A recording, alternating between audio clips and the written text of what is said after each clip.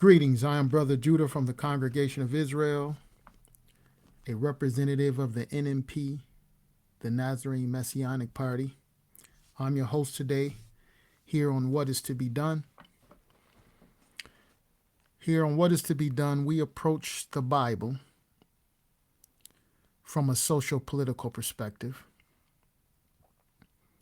And we argue this is the appropriate way to approach the Bible because it deals with kingdoms and nations and societies and civilizations, governments. Kingdoms, in short, it deals with politics and political science.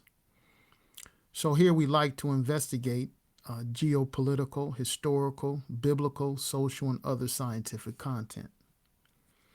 And we argue that the Bible is inextricably tied together with politics, and that to not analyze the Bible from its political perspective, you may not quite grasp the message.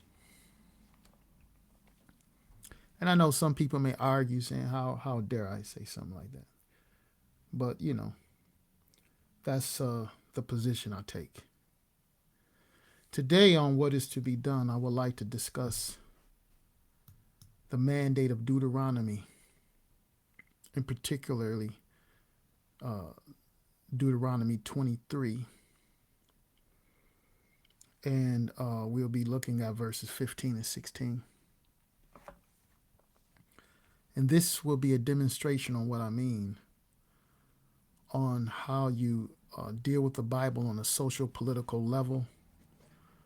The Bible, or the law and the prophets and the writings of the elders, which people call the New Testament, it is a revolutionary catechism.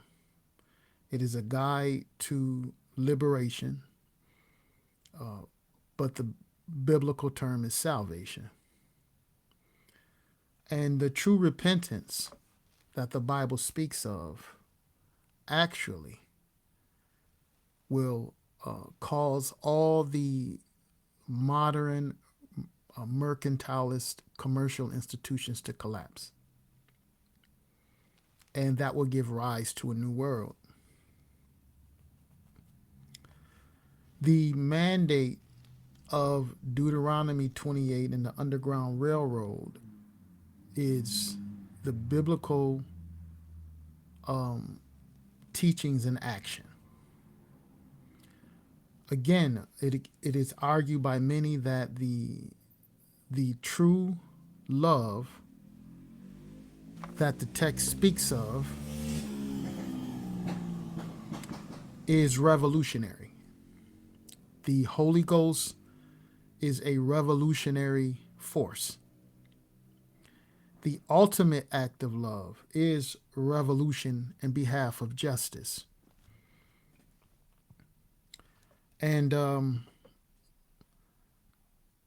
to apply the biblical message to the political world, which is the real world where things happen, where real, however your daily life is, whether it's oppressive or whether it is glee. It is the politics that happen, from the food on your plate to the shoes you wear to the energy costs. Everything is political when it comes down to the real world. And if you're going to analyze the real world from a biblical perspective, truly you have to get in politics. You have to understand the polis, the city, the environment you live in, whether rural or urban. It is to understand your society and the science and knowledge of your society, what makes it run. There you can figure what is corrupt in this society, and you can figure what is just in society and what will bring salvation and blessings to man. And in fact, that probably need to be investigated a little further too when you're talking about blessings. But for today, we're going to look at this mandate of Deuteronomy 23 juxtaposed to the Underground Railroad. And I often like to suggest to people to put yourself in the days of antebellum or chattel slavery. What would you be willing to do or not do under oppression or under inhumane living conditions? Would you wait? Or would you look to work with others who are also trying to improve living conditions? Well, let us analyze that from this perspective a bit. We're going back. Let's start with the debate on the Congress floor, the slave question. And now we'll be looking at a House representative of Georgia, Mr. M.J. Wellborn. And this debate will be, or this excerpt, we're not going to look into the entire debate, but this excerpt is in the House of Representatives, Friday, February 15th, 1850. Okay. So we're going to look at an argument concerning the return of escaped slaves, because 1850, this is the year in which things were, or to be more specific, when the capitalist planter, the capitalist agriculturalist, he was hemorrhaging for wealth. He was losing a lot of wealth because of the resistance of the slaves. Not only were they poisoning animals, sabotaging the crops, but they were also escaping. And so this resistance to oppression was manifested in those ways. So 1850 is when the Fugitive Slave Law Act was, this bill was passed into law. And the argument for this bill, or a sentiment towards the recapturing of the slave, what will be discussed by House Rep. Mr. M.J. Wellborn. And at our classes, we argue with your Bible, have dictionaries, the Constitution. A lot of people have a lot of remarks on the Constitution and don't really study it. And it is a document to be studied and analyzed. And we're going to look into that a bit today. The Constitution, Article 4. We'll be looking into Article 4 and the third section and the third clause in the second clause, or the second section. So we can analyze the argument of the House Rep. Now again, whatever happens, and this is the way the Creator has set up the global scene. People let me say it this way. People would say, well, Jesus wasn't into politics. Jesus was into politics. All of the prophets were into politics. His collision with the Sanhedrin was the political body in Jerusalem. The Sadducees was the ruling class. The lawyers and the scribes were the aristocratic class, and they were the ones who overseen the legislations over the great Sanhedrin. He was executed by the same political body or delivered over to the Romans. And this showed the connection, how the political elite in Jerusalem were the retainers of the Roman political elite. But what people have to realize is that in the days of Rome, in the days of the prophets, you had monarchies, the royal seed, and thus political power was confined to the royal house. And the royal house gave political power to the priestly caste. And they were like scientists and lawgivers as well. The average person did not have political say-so. So therefore, you find throughout the millennia rebellions with the sword, rebellions with the musket, constant rebellions because even though it was an inferior tactic of armed revolt, it was what the people felt they needed to do because they had no other say-so. So in Jesus' day, you had the aristocratic families who dominated in Rome. They were colonized by the Romans.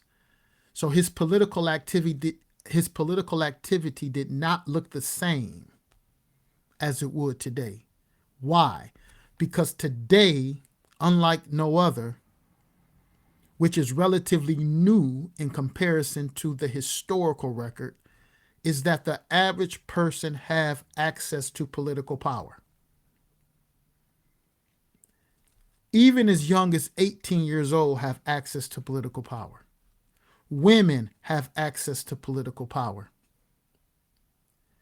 The power arena has changed considerably.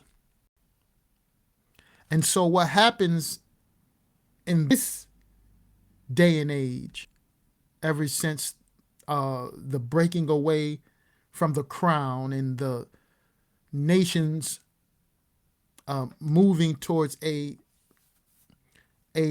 semi-democratic establishment or government, this have caused problems or potential problems for those who want power. And a considerable amount of time and wealth goes into deterring people from exercising power that people never had for millennia. And then on a biblical scale, you have another false teaching and ideology is that the Bible don't deal with politics. And since the way the Bible is normally taught in aristocratic empires, they're not taught to understand and to recognize the political themes and narratives in the biblical text.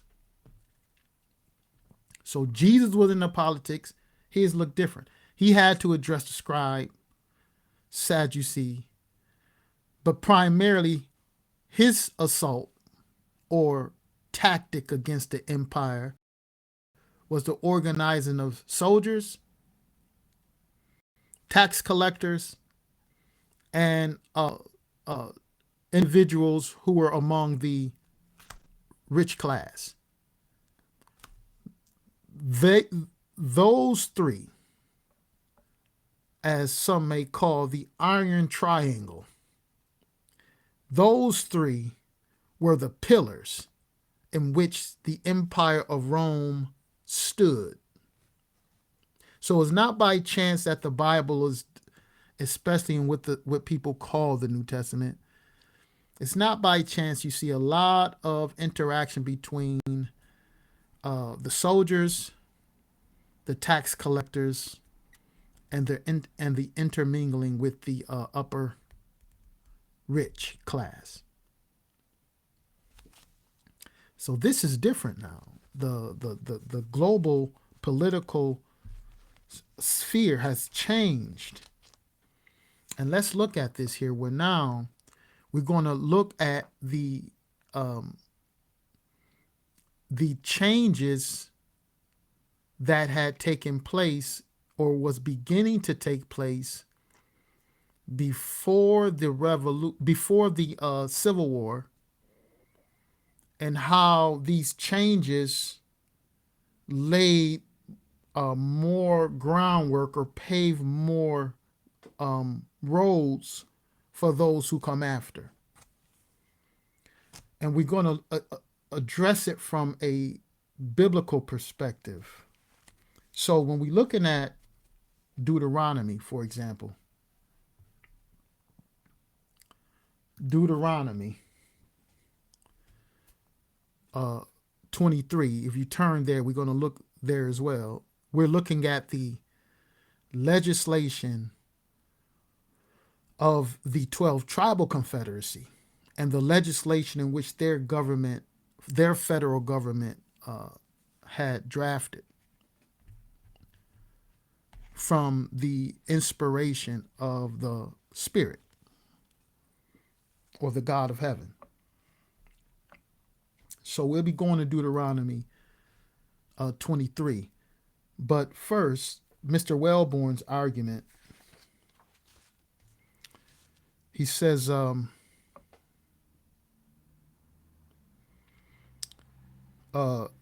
honorable member from Indiana, Mr. Fitch, expressed in the course of his argument on yesterday the opinion that the passage of the Ordinance of 1787 for the government of the Northwestern Territory, containing a clause prohibiting the introduction of slavery therein, was in effect the setting of a just precedent for its uniform exclusion from all subsequent territorial acquisitions of the Union. So again, with the spread going to the Northwest Territory, Louisiana purchases, the obtaining of Mexico or New Mexico, California, more land meant more wealth, but it also meant the need of more labor. And so this expansion, they needed laborers. And so at the same time, the rich is trying to expand for wealth, but at the same time, they're losing workers. And Representative Wellborn is going to comment on it. He said, "Let us now, Mr. Chairman, proceed more immediately to the consideration of a few historical facts, shedding light on the relation of the provisions of the Constitution of the United States bear to the subject of slavery." So again, Mr. Wellborn, as he said, and this is the real battle, this is where things are. So whatever happens on the floor, then it is manifested in your daily life. But this is it. This is where it goes down. In the political halls, we did not have access at that time. And because we didn't have access, we didn't settle for it. So therefore, we realize that there is a constant struggle. So to put on your armor, to struggle against the principalities and powers, that is what had to happen in order to make political gains, even gains in which we recognize today. Now, will we make further gains, or will we just drop the ball? So Congressman House Rep Wellborn says, let us look into a few historical facts shedding light on the relation of the provisions of the Constitution of the United States, shedding light on the relation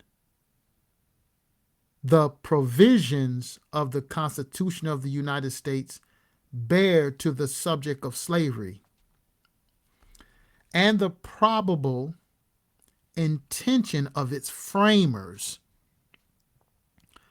touching the bearings of those provisions on the institution in the future.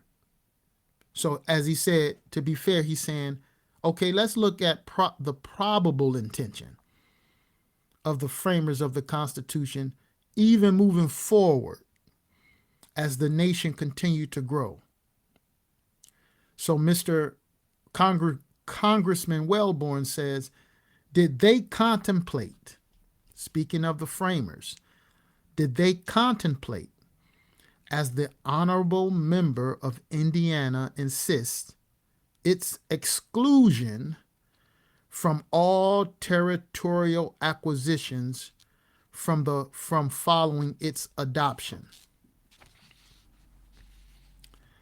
So did the expansion or the new territory, was the framers excluding them? And the intentions in which he's saying probably, their probable intentions dealing with the institution of slavery with the Constitution. So his context is this. When the framers wrote it, they had slavery. And so therefore, while they framing the Constitution, did they have slavery in mind? And then with this slavery in mind, with the expansion, or as they gain more territories, are these territories excluded then? As we acquire these territories, are they excluded then from what the framers of the Constitution and this institution, which was in existence when they wrote the Constitution, are the new territories exempt? So he said, did they contemplate, as the honorable member of Indiana insists, its exclusion from all territorial acquisitions following its adoption? What is the evidence on which the affirmative of this question rests? All right, so if they did,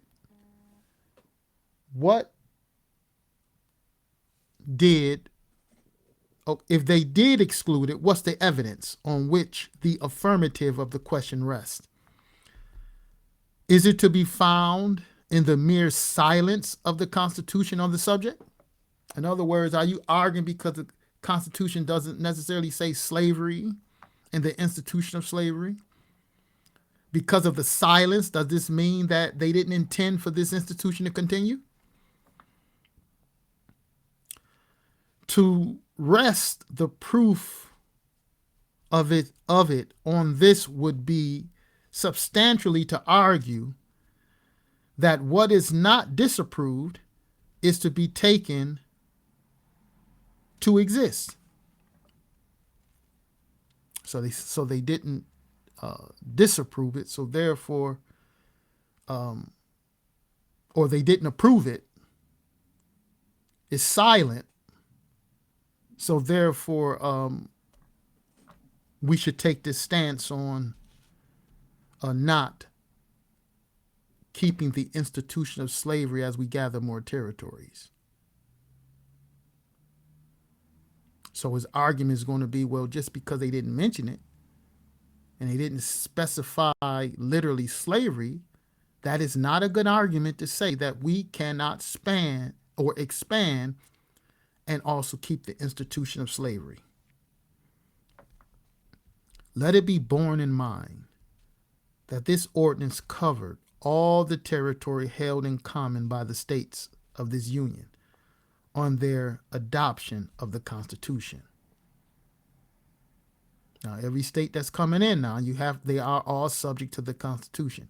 Now, I need not repeat to the committee the third clause and the second section of the fourth article of the Constitution, providing for the recovery of slaves flying from service in the states where they may be filled to service into states where slavery is prohibited. So we're going to look at that. He's going to pull out the Constitution and say, listen, if we're looking at the third clause of the second section of the fourth article of the Constitution, providing for the recovery of slaves flying from service in the states where they may be filled. Oh, excuse me. Looking at the old typing. Excuse me. Correction. Now I need to repeat to the committee. Excuse me. Now I need not repeat to the committee the third clause of the second section of the fourth article of the Constitution, providing for the recovery of slaves flying from service in the states where they may be held to service into states where slavery is prohibited. So you're going to look at the second section, or let's look at the Constitution. We're going to look at the Constitution, and he's saying here in the Constitution, the fourth article, and the fourth article, the third clause of the second section. Let's just read the section 2 of Article 4 in its entirety. The citizens of villages and immunities of citizens in the several states. Again, this is Article 4 of the Constitution, Section 2. In any state with treason, felony, or other crime, who shall flee from justice and be found in another state, shall, on demand of the executive authority of the state from which he fled, be delivered up to be removed to the state having jurisdiction of the crime. No person held in service of labor in one state under the laws thereof, escaping into another, shall, in consequence of any law or regulation therein, be discharged from such service or labor, but shall be delivered up on claim of the part may be due. So this is the position that they're holding, or labor in one state under the laws thereof, escaping into another, shall, in consequence of any law or regulation therein, be discharged from such service or labor. So the argument that the congressman is presenting is this: well, when the framers wrote this, they had slavery, so slavery had to be on their mind. Slavery had to be on their mind. However, what we find, now this is the important part,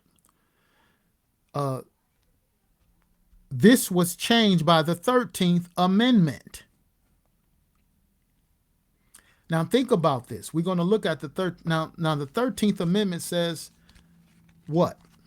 If we go to the Constitution, 13th Amendment, Section 1, neither slavery or neither slavery nor involuntary servitude, except as punishment for crime whereof the parties shall have been duly convicted, shall exist within the United States or any place subject to their jurisdiction. Section 1, Amendment 13. Section 2 of Amendment 13, Congress shall have power to enforce this article by appropriate legislation. So they're following up with Article 4 and explaining the second clause of Article 4 speaks of one who committed a crime or a felony. They can't flee.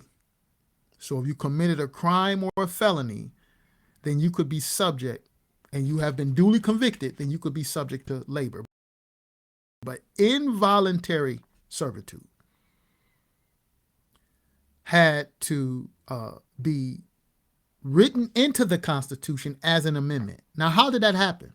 Did it happen just by people looking up in the sky, hoping one day God just going to change things? Or while they were looking up in the sky, hoping God one day would change things, they were active on the ground. So we have this congressman, Representative Wellborn, saying, well, look, this is what the Constitution says in the fourth article. So his argument for the 1850 slave law bill, he's saying is constitutional. And if you will not return the person held in service or labor in one state under the laws thereof, then you're breaking the constitutional law. Now, that's a good argument because of the lack of clarity. So he's saying the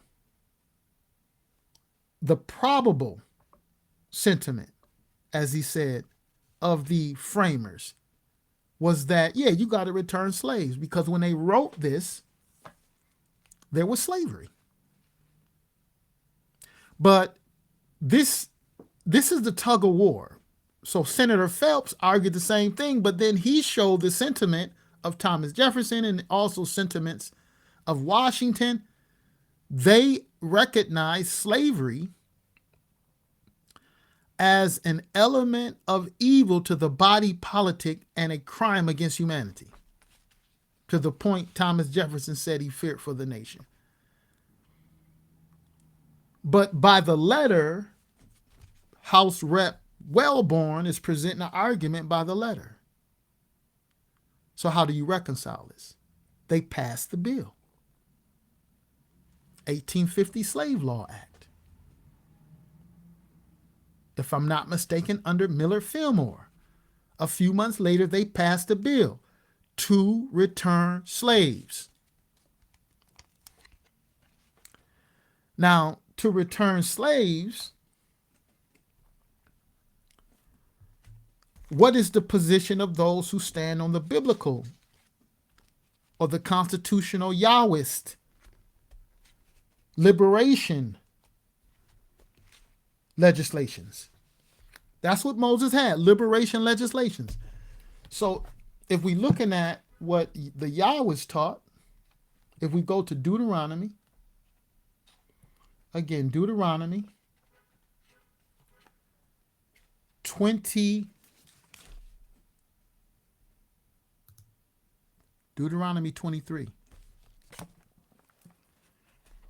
And this is what Senator Wellborn didn't bring to the table.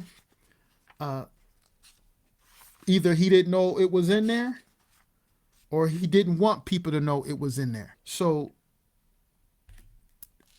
Deuteronomy 23, verses 15. Do not return the slave to his master when he has escaped from his master to you. Let him live among you wherever he wants within your city gates. Do not mistreat him. Other text says, do not oppress him. Right?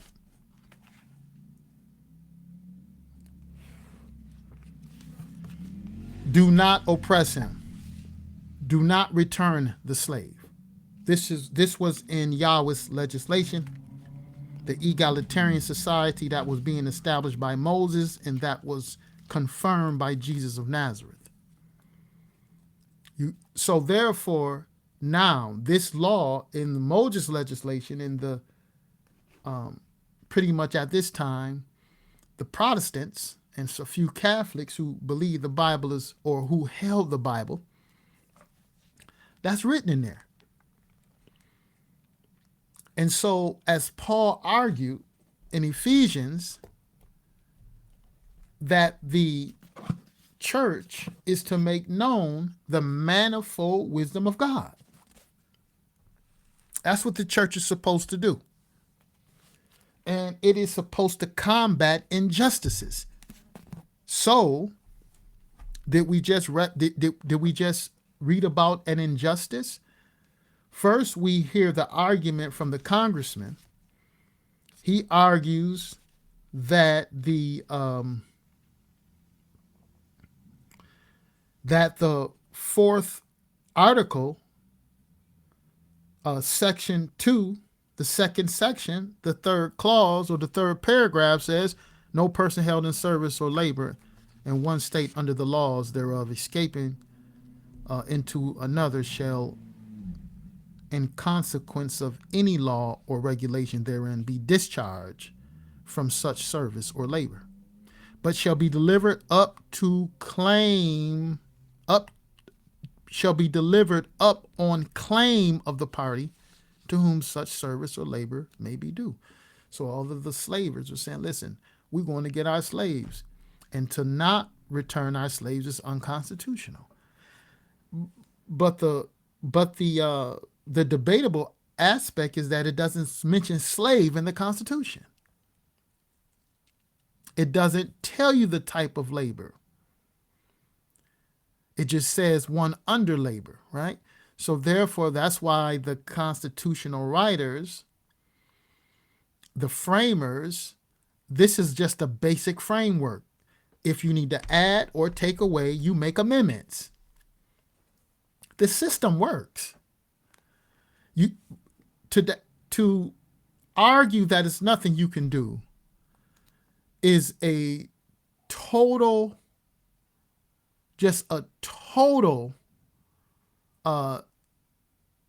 ignorance or ignoring of the historical records.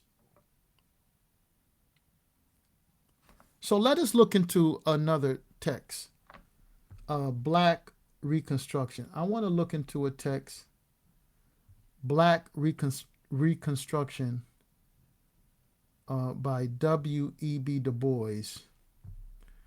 Black Reconstruction by W.E.B. Du Bois. And I want to look at an argument that he has here and what he's going to present, because we're going to introduce at this moment the Underground Railroad. The Underground Railroad. And the Underground Railroad, what was it? It was a total resistance against injustice. A total resistance against injustice. Okay? And W.E.B. Du Bois is going to bring something very, very interesting to the table. Black Reconstruction, and we'll be going to page, let's see, I want to go to page 15. I believe I want page 15. Black Reconstruction, page 13. I want page 13. And again, this is by W.E.B. Du Bois. Okay. And just sometimes, if you would, just put yourself at that time, right? put yourself in this time frame to see what would you do. You know, what would your position be? Would you say, well, that's just the way it is. I'm going to wait for God to come and swing low, sweet chariot. Swing low, sweet chariot. I want page 15, excuse me. And let's see what Du Bois says on this matter.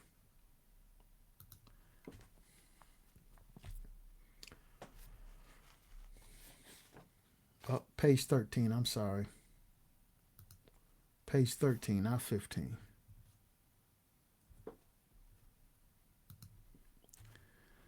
Under the situation as it developed between 1830 and 1860. Now, this is what Du Bois is explaining. And this is where we at. We're looking at debates that was happening in 1850. So Du Bois is arguing under the situation, and he's living during this time. No, I'm sorry. He was born a little later, just towards the end of slavery, or when slavery was being abolished during the war. So under the situation as it developed between 1830 and 1860, there were grave losses to the capital investments in black workers. The capital investment in black workers. So he's talking about slaves.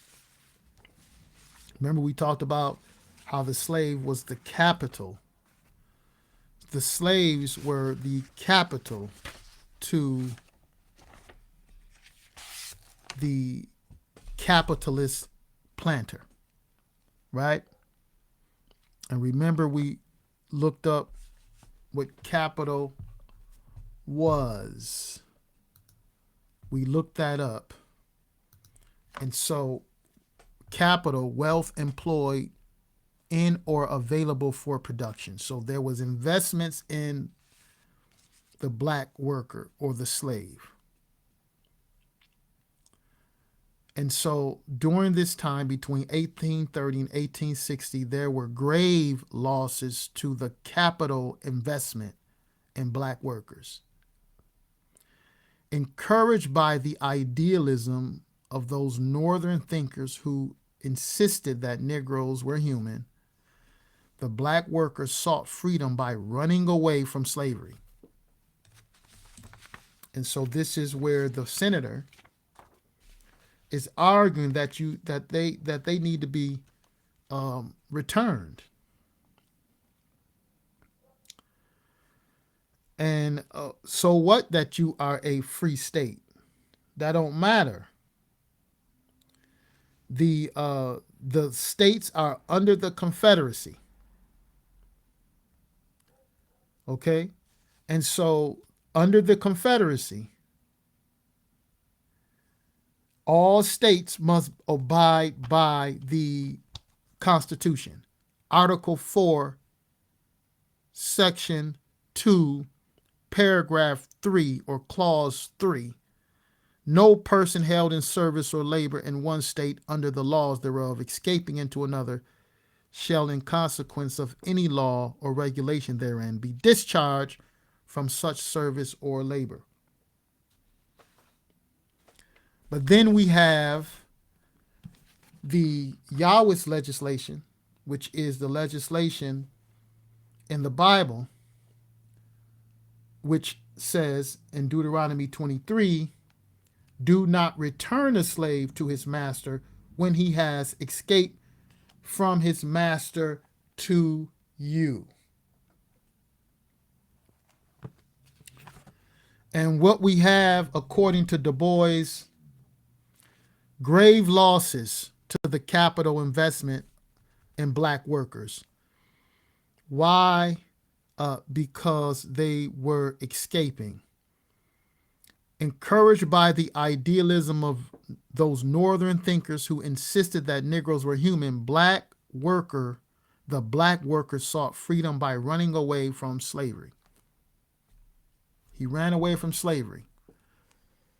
So the capital investments uh, in this capitalist system or institution of chattel slavery, the chattel slave was escaping.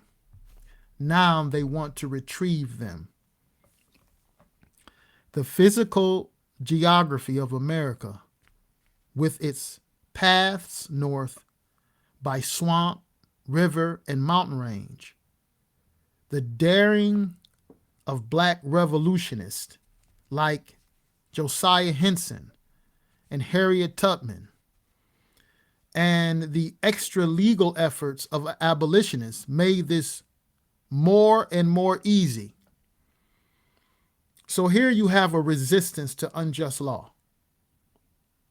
No, they're not just going to let it be. What's in the Constitution is malleable. It's a framework, and they established it where if changes need to be made, then it have to be through the democratic process. Now, power is slipping out of the hands of those who sit in the seats of power, because first it was just white males with enough money who can vote, or men who had enough land can vote, and sometimes that consisted of black people too. There were times when black people were able to vote as well if they had the land, if they were free blacks, right? It wasn't just this blanket statement, no blacks could vote. No, during certain times in different states, certain blacks, if they had a certain amount of land and property, they could vote. But women, it was out of the question. And a great population of so-called slaves and indentures, they couldn't.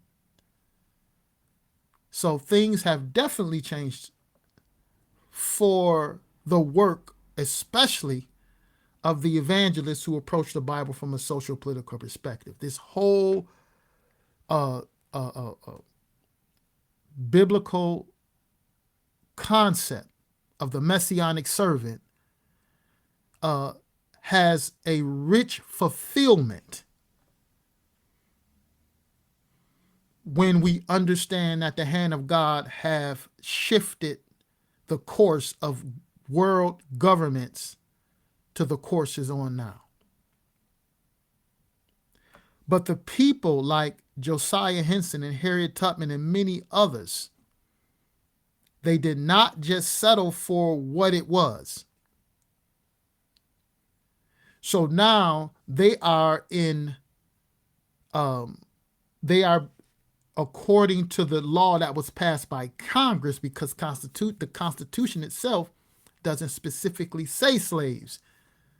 It just says property, or one in subject to or the one that is in subject to service or labor. And you have a right to property. That was another part of the Constitution as well that was used. You can't deprive a man of his property. So the slave was property. So learning this is a battle of words. This is a battle of ideas. And you have to be skillful to fight against sophistry. And this is what the Apostle Paul was arguing. So Congress had enough sway to get the bill passed in light of black revolutionists like Henson and Tubman, and also the legal efforts of abolitionists. They were making it easier to strike blows against this injustice. One cannot know the real facts concerning the number of fugitives, according to Du Bois. This is Black Reconstruction, page 13, chapter 1, The Black Worker. One cannot know the real facts concerning the number of fugitives, but despite the fear of advertising the losses, the emphasis put upon fugitive slaves by the South shows that it was an important economic item. That's right. So that's the debates we're reading about the year that they did this law, 1850. Our discussion with Senator Phelps was in the beginning of the year of 1850. And now they're still having the discussion. And this is February 15th, 1850. The last discussion we were reading in our other session was, I believe it was in January of 1850. And this law was passed by September 18th, 1850. But Du Bois is arguing, look at the efforts.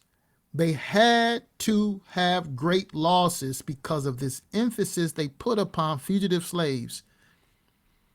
So one cannot know the real facts concerning the number of fugitives, but despite the fear of advertising the losses, the emphasis put upon fugitive slaves by the South shows that it was an important economic item. It was certain from the bitter effort to increase the efficiency of the fugitive slave law that the losses from runaways were widespread and continuous, and the increase in the interstate slave trade from border states to the Deep South, together with the increase in the price of slaves, showed a growing pressure. At the beginning of the 19th century, one bought an average slave for $200, while in 1860, the price ranged from $1,400 to $2,000. So we see this struggle. We see the hand of the Lord. See, we read about the purses. Harriet Tubman didn't get caught. The exploits of Tubman and Douglas and all of the people activity. I told you the human being is the highest pinnacle of the creation. The human being is the receptacle in which God dwells, primarily Israel. Now, and when we're looking at Israel, we're not talking race. We're talking about a national identity. We're not looking at Jacobites or Isaacites. We're looking at Jacob's children. They put on a national identity of Israel, and all who joined that nation became Israel if they adopted the legislation and the laws. Then they were naturalized into that society just like any other society. If you want to become American citizen, a French citizen, you learn the Constitution, you agree to keep their laws, you pledge allegiance to their laws, and then you become a naturalized citizen. So the Yahwist argument in their legislations, you don't return the slave. So we have all of these abolitionists and revolutionists who is running on the platform of the biblical constitution, the biblical legislation. And they ran on that platform. And they're going to fight to make adjustments to the Constitution, because it's Constitution. It is constitutional to do it. You see, it's not that you can't change it. You make amendments, and there is a procedure to make amendments. For people to say there's nothing we can do about our condition is to completely ignore the historical record. And to say that the people in power do what they want to do, if they did what they want to do, they wouldn't have all of these days and hours and weeks and months of debate. They'd just go up north and take who they wanted, even though you had some rogues trying to do it. But if you get caught doing it, you could get put to death. And just as they were saying when we were looking at the slave question before with Mr. Phelps, yes, it got to the point of if anyone who was gearing up ships and constructing ships for the international slave trade, they labeled it piracy, and you will get put to death. This is the hand of the Lord in the political world. Everyone should be involved in it. Everyone. That's how democracies work. That's how the world is changed. And believe it or not, you are on one side or the other. You see, there is no in between. If you laboring for justice, you're going to be on the side of justice. If you're not laboring for justice, either you're going to be idle or you're going to be an active participant of injustice. But even those who sit idle, they have voted and chosen their side. And that's why Yeshua ben David argued, if you are not with me, you are against me. If you don't help gather, you are as one that scatter abroad. There is no room in the world politics for the neutral. Everyone has a side. So Du Bois, he says that not only was the fugitive slave important because of the actual loss involved, but for the potentialities of the future. These free Negroes were furnishing a leadership for the mass of the black workers, and especially they were furnishing a text for the abolitionists, or they were furnishing a text for the abolition idealist. Fugitive slaves like Frederick Douglass and others, humbler and less gifted, increased the number of abolitionists by thousands and spelled the doom of slavery. People know slavery was dead before the Civil War even happened. It was finished. But if you just leave it to history, they think, well, that's what did it. They went to war and that's what freed us. No. It was already over. There was a lot of things at play. So we have those abolitionists and revolutionists who, in principle, stood on the side of Deuteronomy. This is what was at play. The mandate of Deuteronomy. You shall not return them. The mandate of Deuteronomy 23. The mandate of Deuteronomy 23. In fact, the verses is chapter 23. Let us put that up there. And verse 15 and 16. Right? It was a mandate.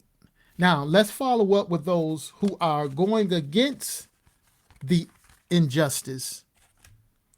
And eventually, what happened? The people struggled and fought and was able to what? Put the 13th Amendment in play. 13th Amendment. What happened on the 13th Amendment? See, when we looking at things like this, we got to realize, look, the 13th Amendment freed slaves. We're going to look at that in another discussion, because we want to look at the 13th Amendment and juxtapose it to other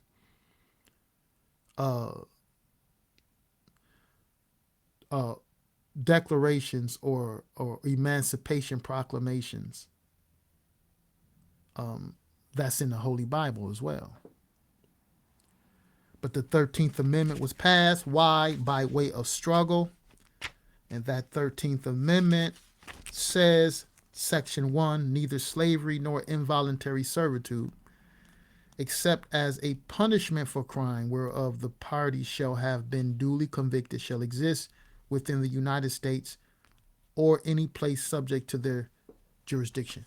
Now, if the so-called people in power just do what they want to do, or the quote unquote, as the derogatory term, the white man do what he want to do, well, why didn't he stop the 13th Amendment? And why don't you know about the 13th Amendment? Huh? One of the reasons is this. See, one of the things is this. Let me show you something before we close here today. It has been a design for people.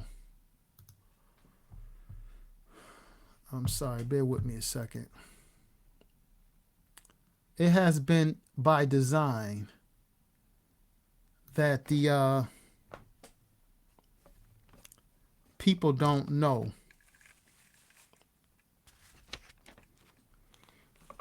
about politics and political struggle.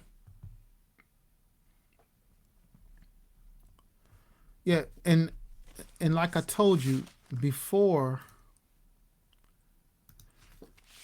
a lot of effort is going into deterring the people from politics. Let me give an example of an illustration here. This illustration, as this illustration confirmed that we're looking at this illustration at the bottom. It says the modern Samson. The modern Samson. It says, as this illustration confirmed, limiting black voting became the major goal for Southern Democrats. So this is the Samson, and let's get a closer look on who the hair of Samson represented his power. The hair on Samson represented his power. So even then, as General Wade Hampton, who fought for the Confederacy, says, and you can find this in the text, American History, Black and White. This is an excerpt from this text. It says, every Democrat must feel honor bound to control the vote of at least one Negro by intimidation, purchase, keeping him away, or as each individual may determine how he may best accomplish it. We must attend every radical, i.e. Republican meeting that we hear of, whether they meet at night or in the daytime. We know, you know what they want to attend it to do, cause terror. But the people wasn't persuaded. They continued to fight. These people have courage. The ancestors have courage. Democrats must go in as large numbers as they can to get together and well armed and be well armed, right? But it still didn't deter us. Why would General Wade and the Democrats go through so much? Because they understood the power that the vote have. Organized vote, understanding how it works. Most people don't know how voting works. They just think, okay, I'll go ahead and vote, exercise my right. That's not how it works. That's not your vote has power with political organization groups. Right? Just like the Democrat, they are a political organization group. The Republican, a political organization group. All right? They harness the power of the vote by voting block of the Democrat or Republican. We don't know how it works, so we don't think it works. No, the system works very well. And so they understood how well the system works, and they wanted to deter black people from voting. Why? Because of the potential results. One potential result, or not a potential, but one result we've seen was the passing of the 13th Amendment. And this was before so-called slaves harnessed much power at all. Because when we saying this, people, you got to realize, when we're saying this, you have to realize that all struggles, as the slave fought for liberation, he's not alone. You see, he have white people, Asian people, all people who are oppressed have the potential of uniting, and they have united. When Martin Luther King was killed, thousands of Chinese went out into the streets in China in solidarity. The struggle for justice isn't a race thing. Races are not isolated. The universe moves in behalf of justice, and the human responds. But the battle is waged with the idea, the battle of ideas changes minds and move people towards certain actions and deeds, just like the debates in Congress who've fought against this spreading of slavery, and then those who says we should keep it. A battle of ideas. And there had to be ideas to persuade people to participate in the Underground Railroad, to risk their lives and property for the Underground Railroad and the struggle for justice. And whether they knew it or not, their work in keeping the mandate of Deuteronomy 23, verses 15, 16. So one more thing we want to look at before we close. And this is from Fergus M. Bordwich.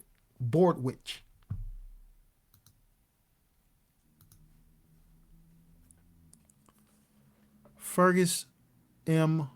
Bordwich, Bound for Canaan. He put it this way in the introduction.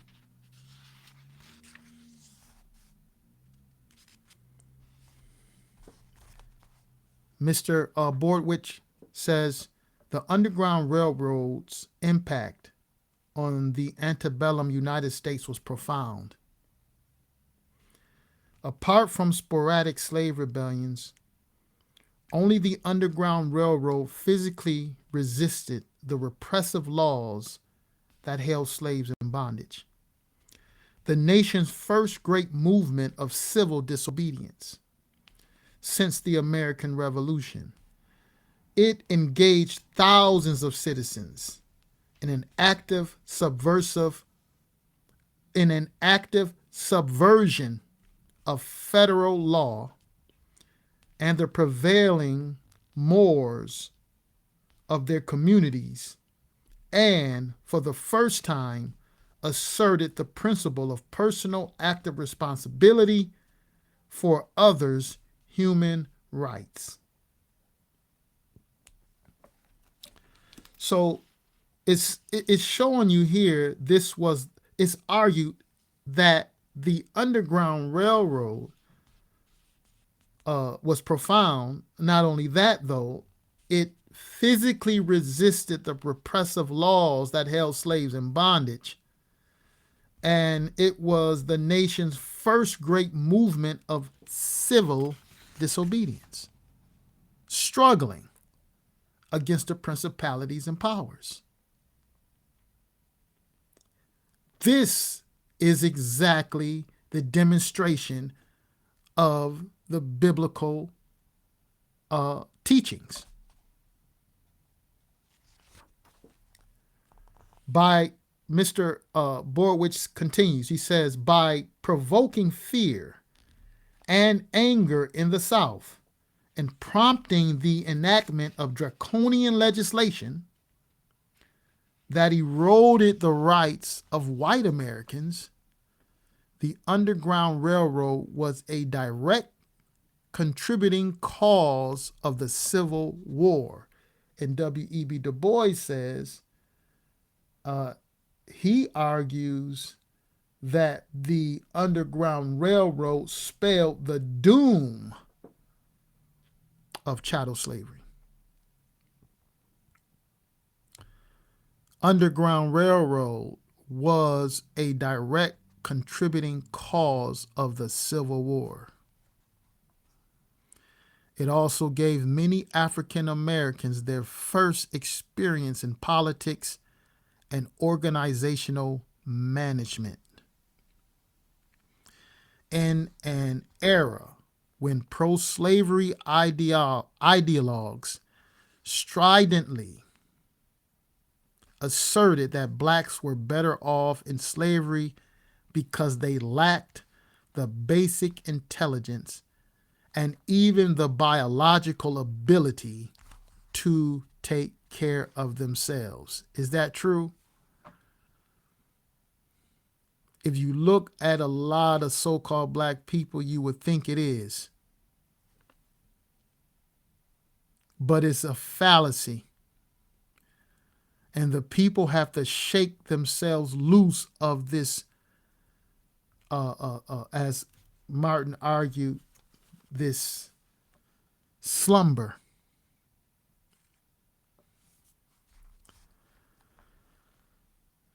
So we find that many argue that the blacks didn't have the basic intelligence or even the biological ability to take care of themselves. The Underground Railroad offered repeated proof of their courage and initiative. So they went against the legislation of 1850, then eventually struggled to gain power to undermine and to abolish the Fugitive Slave Law Act by making an amendment to the Constitution. And that was done because of the fierce and feverish activities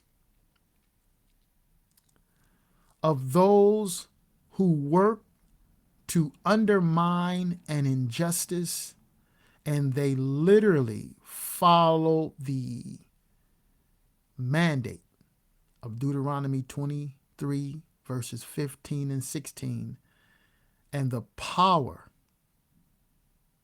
of Yahweh, or the God of creation, was with them. Yahweh's deliverance and the human host. So I'm Brother Judah, your host today. We're going to wrap it up for today's session. I'm your host today on What Is to Be Done. We'd like to thank everyone who have taken a time out to listen to our podcast. And hopefully we will follow up with more discussions. Hopefully that we gathered today that things through struggle are changed. The world is changed through struggle. The Fugitive Slave Law Bill was abolished, and the people struggle for emancipation, and the struggle still goes on. And God's hand was at work fulfilling what he said in the book of Amos, that the one who stretched forth the heavens, he also strengtheneth the spoiled to go against the fortress, to go against the strong. So, again, we approach the Bible from a social political perspective. We'll follow up, God willing, with more discussions. And I would like to say, all of you who have taken the time to listen in, peace and blessings to you all who are sincerely searching. And all of you who have an ear, let them hear.